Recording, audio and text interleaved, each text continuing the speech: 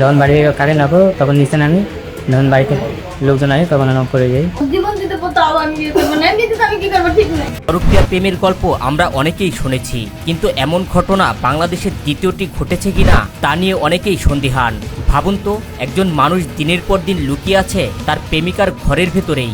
পরক্রিয়া প্রেমিকাকে সঙ্গ দিতে প্রেমিকার ঘরের মধ্যেই ফলস সিলিংয়ে দীর্ঘদিন বসবাস করছেন প্রেমিক তারেক রহমান।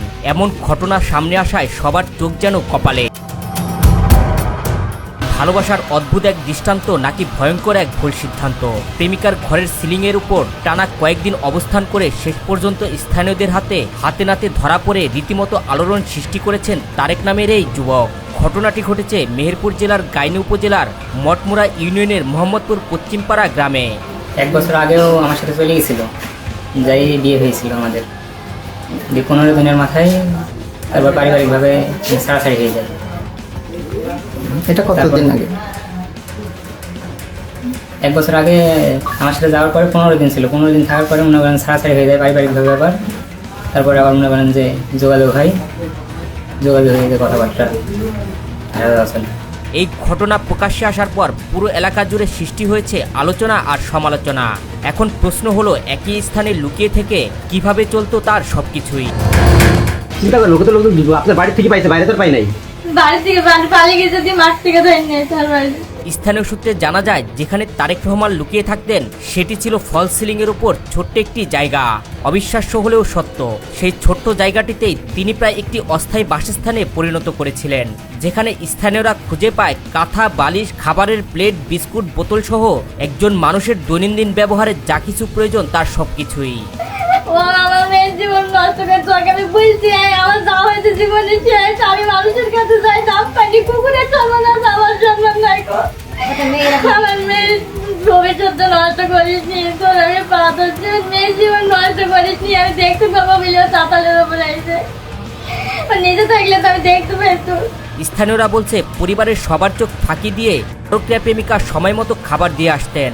বাড়ি ফাঁকা হলেই ফল সিলিং থেকে নেমে আসতেন কথিত প্রেমিক। এরপর দুজনেই মেটাতেন তাদের শারীরিক চাহিদা। যখন বাড়ি কারেন্ট আসবো তখন নিচে নামি, যখন বাড়িতে লোকজন আসে তখন আমি করে যাই।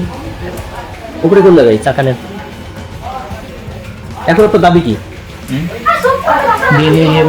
কিন্তু প্রক্রিয়া সেই প্রেমিক যুগলের সুখের জোয়ারে ভাটা পড়ে প্রতিবেশীদের হস্তক্ষেপে।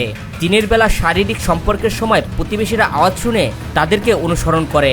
পরে সবাইকে সাথে নিয়ে ঘরের ভেতর প্রবেশ করে স্থানীয়রা কাউকে না পেয়ে ঘরের ফল সিলিং এর উপর দেখতে পান প্রক্রিয়া প্রেমিক তারেককে।